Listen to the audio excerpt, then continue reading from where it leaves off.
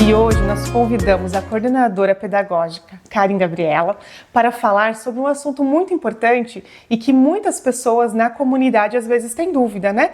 Que é a forma como ocorrem os atendimentos na estimulação precoce. Então, olá, Karen. Pode nos falar um pouquinho de que forma que ocorrem os atendimentos na estimulação precoce aqui na PAI? Oi, Lari, tudo bem? Prazer estar aqui de novo com vocês. Então, hoje eu vou falar um pouquinho de que forma que acontecem os atendimentos dos educandos com TEA, né, dentro do programa de estimulação precoce. Então, ressaltando, né, Lari, que o programa de estimulação precoce ele atende crianças de 0 a 6 anos, né, então a gente vai estar falando nessa proposta, né, dentro desta faixa etária, dentro deste serviço. Então, o atendimento das crianças com TEA no programa, ele é realizado dentro do ensino estruturado.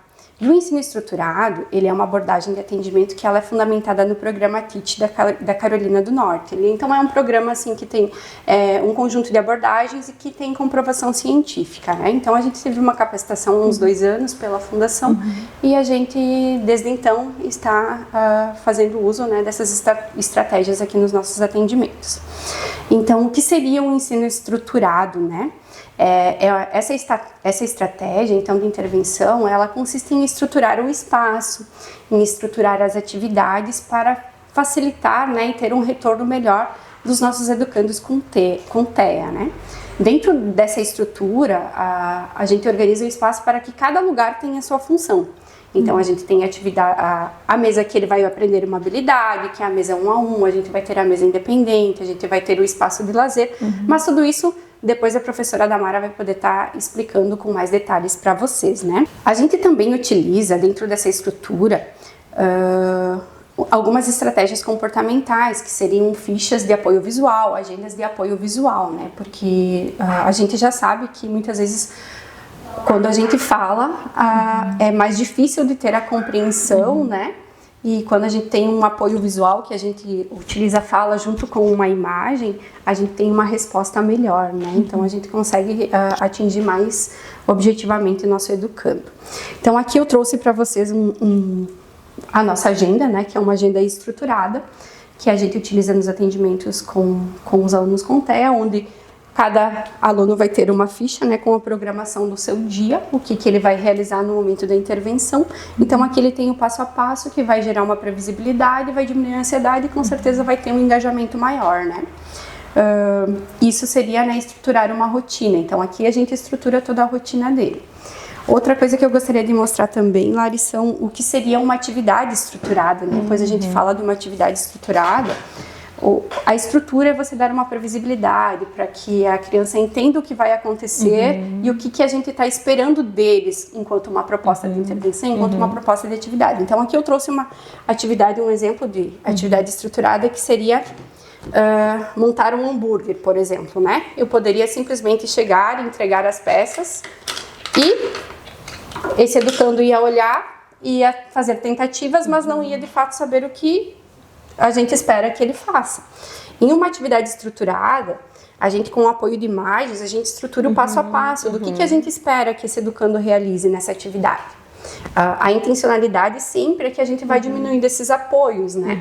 Que a gente começa dando um apoio até para ter engajamento, né? E não ter fuga de demanda, porque quando é uma coisa que não está me trazendo prazer e que eu não gosto, então normalmente eu não vou estar tão engajado para realizar essa habilidade. Então, um exemplo de uma habilidade, de uma atividade estruturada, seria uma habilidade que tem o passo a passo, onde eu tenho visivelmente o que esperam que eu faça naquela atividade. E por mais que seja uma atividade estruturada, como tu disse, é uma atividade que é prazerosa, né? Prazerosa, acho que isso é muito importante. Às vezes existe um mito, né, sobre as atividades, principalmente com a questão do TEACH, né? Às vezes existiu algumas questões, alguns preconceitos com essas intervenções mais comportamentais, estruturadas, no sentido de robotizar o comportamento, robotizar a criança, né? De que não que seriam que essa criança estaria encaixada, né? Em atividades, uma atrás da outra, né? E não, elas são pensadas também, além do nível de desenvolvimento, atividades que são prazerosas, que vai ter um engajamento daquela criança, né? Que ela vai estar se sentindo bem estando realizando a tarefa, né? Acho que isso é bem importante. De fato, Lari, teve por muito tempo, assim, até assim no início da minha compreensão do programa, né? Então, assim, a gente pensava que tudo era muito rígido e hoje, assim, já se tem uma visão diferente a partir dessa última capacitação. Não existe um modelo certo, ou este modelo de agenda é um modelo certo, que todas as agendas têm que ser certas. Exato. O programa, ele traz abordagens e estratégias, mas a gente vai sempre observar e avaliar o que é mais funcional para aquele educando, em qual forma de formato de agenda, em qual formato de atividade, de abordagem que ele se encaixa melhor. Eu acho assim que isso é bem importante, né? Que não é uma forma rígida, né? Que não é um adestramento, não é um né? adestramento, Como se não pensava é uma uma vez. rígida, Isso, que é só mesmo assim o que a gente busca sempre, qual é o nosso objetivo, como né, nós falávamos antes, né? Tudo é intervenção, desde o momento que o educando chega na escola até o momento que a gente entrega para os pais, né? Tudo são intervenções. E as nossas intervenções, o objetivo das nossas atividades em si, não seria digamos, ele vai saber, meu objetivo é que ele monte um hambúrguer.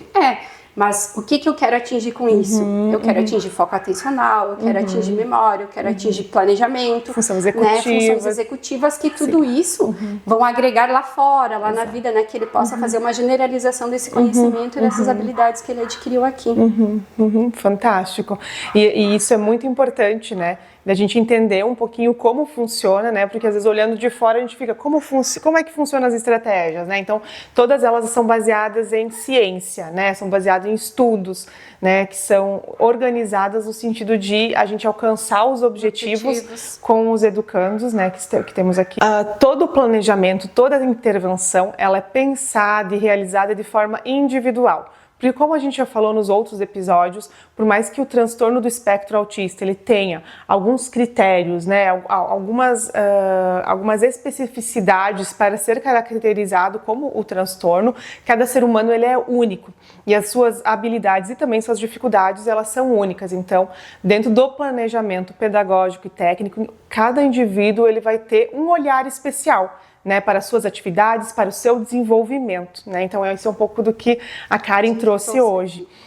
No nosso próximo episódio, que vai ser em sequência, a professora Damara ela vai trazer na prática como esse ensino estruturado se dá em sala de aula, para ficar um pouquinho mais claro e vocês puderem visualizar como ele funciona e como ele se estrutura, tá? Muito obrigada. Karen. Até mais.